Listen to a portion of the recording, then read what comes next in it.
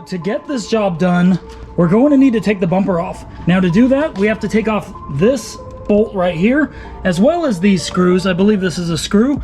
And then I believe there is a Phillips right back here on both sides of the bumper as well. Once we take off the bumper, and if I remember anything else, I'll show you guys, but once we take off the bumper, then we'll start unbolting the headlights. Never done this on a Lexus IS, so we're about to figure it out right now. I'll let you guys know how it goes.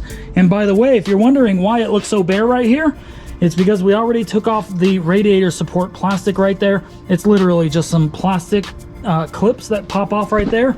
And then this whole area will become exposed. You can start tearing it down. Switch them out. So yeah.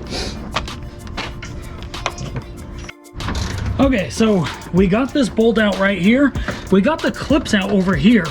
One of these screws were seized on, and I was actually able to get this one off, but this one over here would not come off, so I had to cut it. I actually had to cut the plastic right there and go around it. I will try to get this out still so we could still use it to somewhat hold on the bumper, but that thing is on there. It's like rusted in there. It will not come out. Just so you guys know, these are actually very difficult. If you come from a snow state, these might be really difficult to get off. But my son just got the 10 out of here, and now the bumper is just about to come off. Then we're gonna start working on getting the headlights off. Okay, so like I showed you the last time, we got everything unbolted up here. The side, the grill, the sides over here. Now what you want to do is take off the bolts down here that connect the bumper to the plastic down here. We're not going to do that. We're going to try to save some time.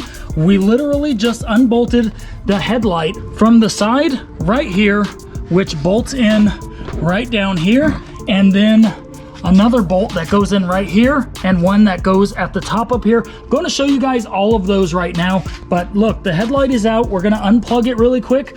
Once we get it unplugged, we're going to swap it out.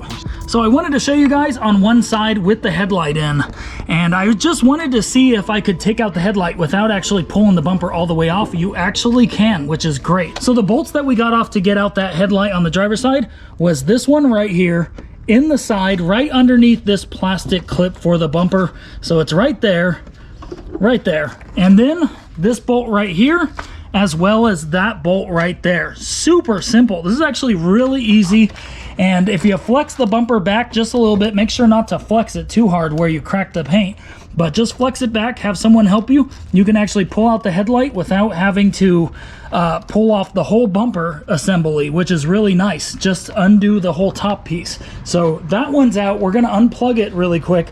First, we are going to undo the battery really quick, unplug the headlight, and then we'll start installing the new headlights. To take this clip out, I mean, it's pretty self-explanatory, but you need this lock right here all the way up for it to pop out. Otherwise, these little things will stay locked in there under this lock.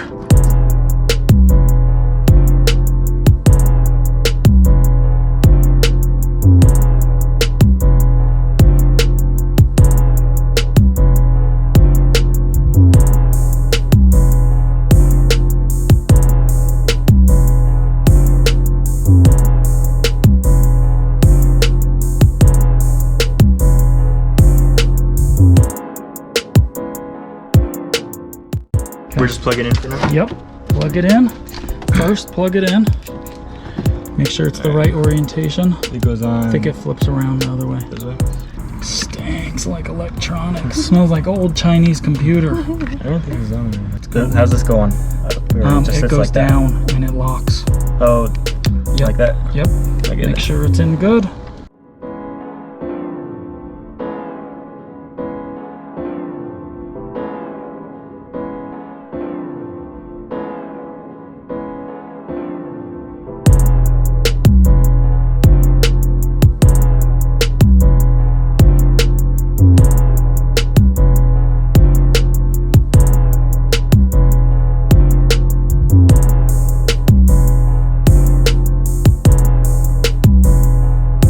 So this is what it looks like. It's not all done yet, but we have put it all back together for the most part. You can see the bumpers back on with those aggressive VLAND headlights. I'm a big fan of the style. Definitely looks good. And this front end looked great.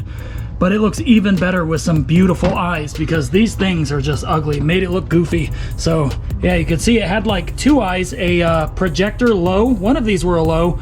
I assume the projector was a low and this was the high. And now it's got 3 eyes. It looks kind of like a bug, but in a good way.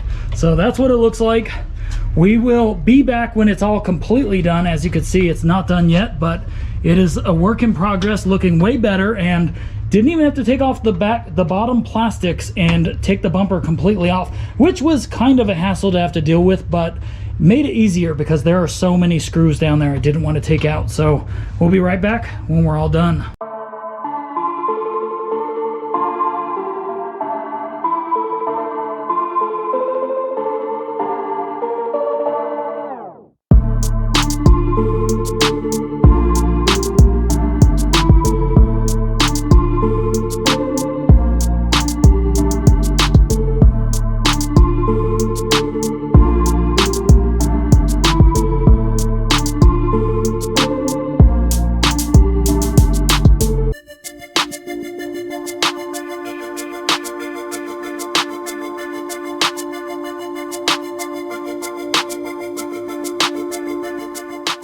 Okay, so this is what it looks like. It's basically all done. All we have to do is wrap up this wire. So this wiring did say that it needed to be plugged into the back, and we tried it without the wiring just to see what would happen, and the daytime running light did not work. By the way, check out the sequential hazards. Those are just beautiful. This thing is so beautiful. Black housing, triple beam or triple eye headlight with the sequential and the daytime running light check mark at the bottom. I don't know if this is actually true, but is it only the later model 2ISs that get that check mark? Yeah. And is it only F Sport?